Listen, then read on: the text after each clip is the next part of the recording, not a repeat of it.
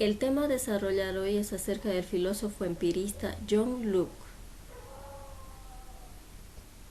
John Locke nació el 29 de agosto del año 1632 y murió el 28 de octubre del año 1704 en el Reino Unido. Sus primeros estudios los realizó en Londres en el año 1647 en una prestigiosa escuela. También realizó sus estudios universitarios en Oxford. Allí logró estudiar medicina, filosofía y ciencias naturales. Logró titularse a nivel licenciatura en el año 1656 en ciencias naturales y también obtuvo una maestría en el año 1658. Después de varios años de estudio, logró obtener su título de medicina en el año 1674. Durante sus estudios llegó a tener una gran afinidad con el nieto de Lord Shaftesbury y llegó a invitarlo a su casa para que llegara a ser como consejero y su médico personal.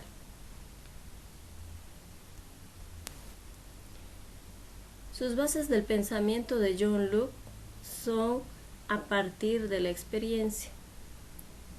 Para John Locke no existe un pensamiento innato ni el determinismo. Todo parte de la experiencia. Todo el conocimiento se alcanza a través de las relaciones entre los hechos. Para John Locke, la religión es un asunto muy privado e individual de cada ser humano. También considera a la sociedad como una sociedad que tiene una ley natural, un decreto divino que impone la armonía global a través de una disposición mental.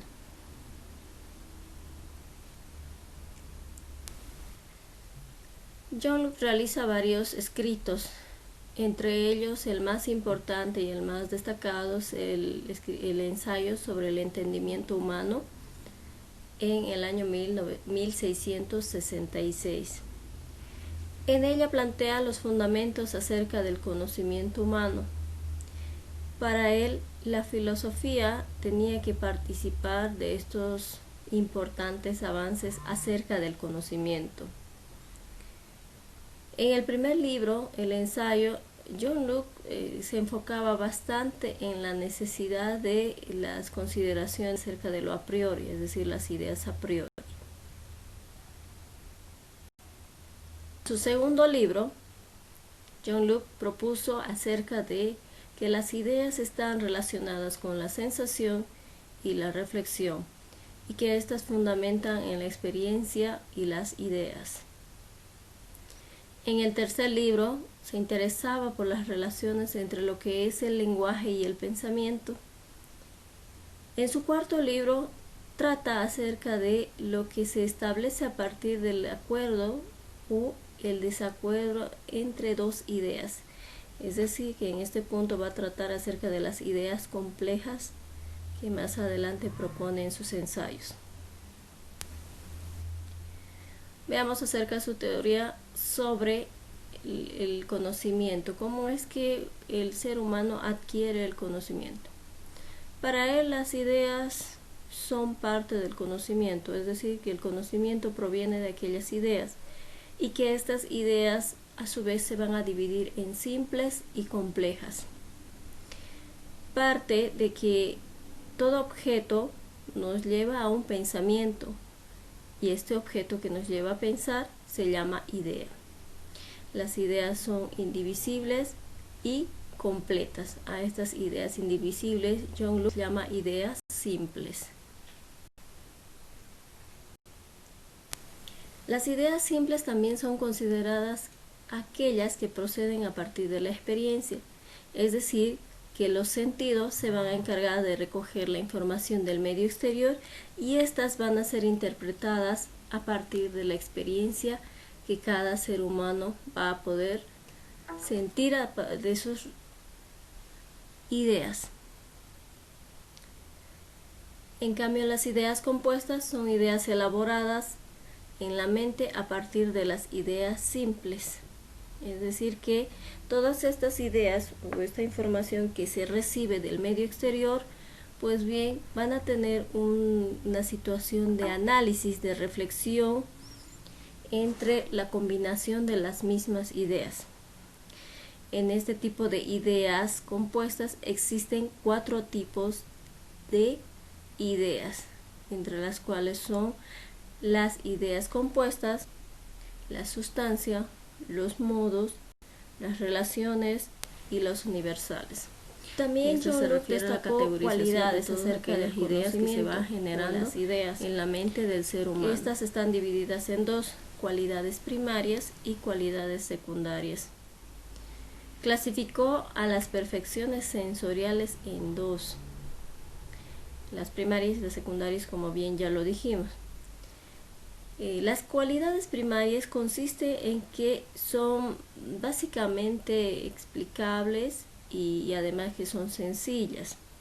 En cambio, las cualidades secundarias son aquellas que ya provienen de la experiencia, pero que no son directos. Por ejemplo, cuando uno va a observar algún objeto, no va a poder distinguir tal y cual es, sino que también va a poder observar las características más allá de la forma y la textura, como el color, por ejemplo.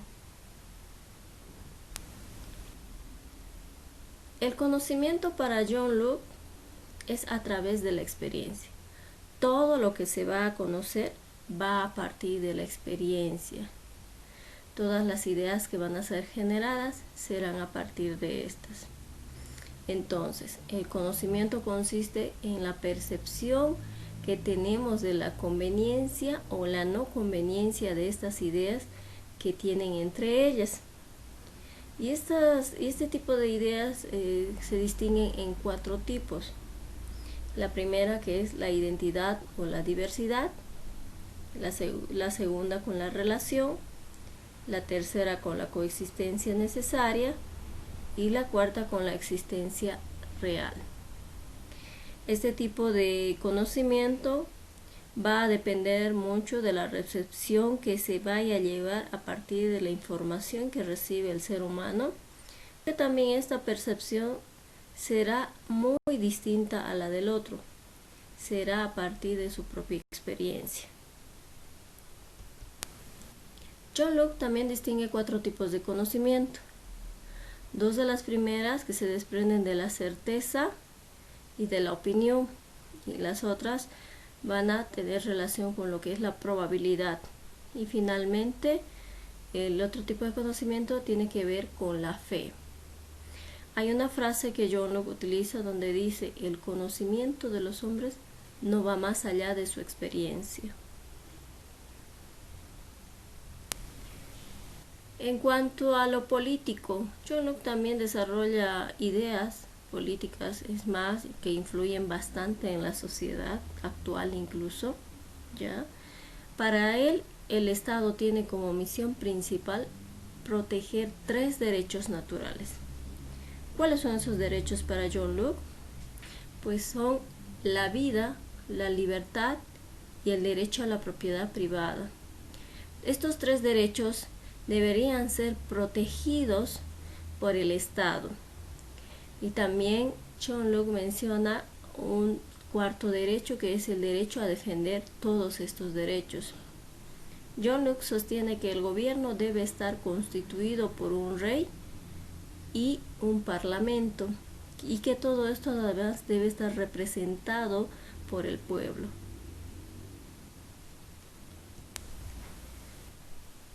John Locke destaca lo que es la separación entre el poder legislativo y el poder ejecutivo. En el poder legislativo pueden ser varias personas quienes se encargan de hacer cumplir. En cambio, en el poder ejecutivo puede llegar a representar una sola persona. ¿Ya? Para Locke, la autoridad del Estado se sostiene en los principios de la soberanía popular y la legalidad. Es decir, que el hecho de poder tener la autoridad ante el pueblo, esta debe ser elegida a partir del mismo pueblo y debe representar a este, debe representar y hacer respetar sus derechos. El poder no es absoluto, sino que ha de respetar estos derechos humanos. También John Locke postula que los hombres viven en el estado de naturaleza, es decir, una situación donde pueden ser una situación de paz y donde van a ser sometidos a las leyes naturales, pero que estas leyes naturales necesitan ser reguladas por una entidad, es decir, el poder legislativo y el poder ejecutivo. John Locke también habla en una de sus cartas, es las cartas sobre la tolerancia, escribe de que todo lo que los argumentos en cuestiones religiosas, pues bien, son totalmente cuestión individual, y que los jueces terrenales no provienen de Dios, sino que se da aquí mismo en la sociedad. Él también explica acerca de que tratar de formar una sola religión o encasillar en una uniformidad religiosa no sería tan bueno, ya que llegaría a conducir a un desorden social.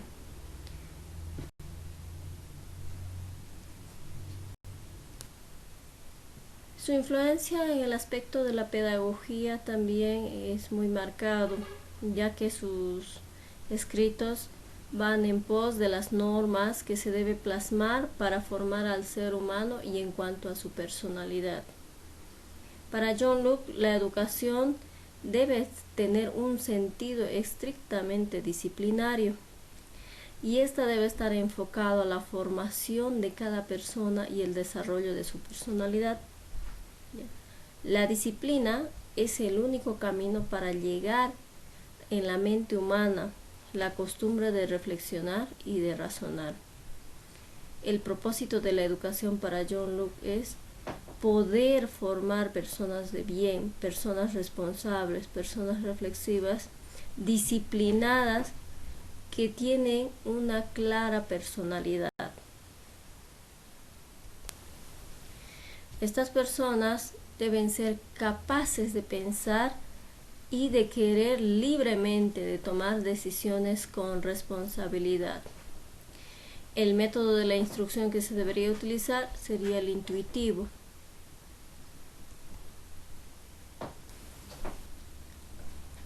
Entre sus obras de John Locke están los ensayos, el ensayo sobre el gobierno civil, el ensayo sobre la ley de la naturaleza, el ensayo sobre la tolerancia.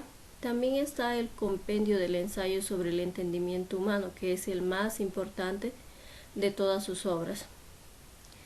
Está también la carta sobre la tolerancia y los tratados sobre el gobierno civil, reeditado en diferentes años, el año 1690, 1698 y 1713.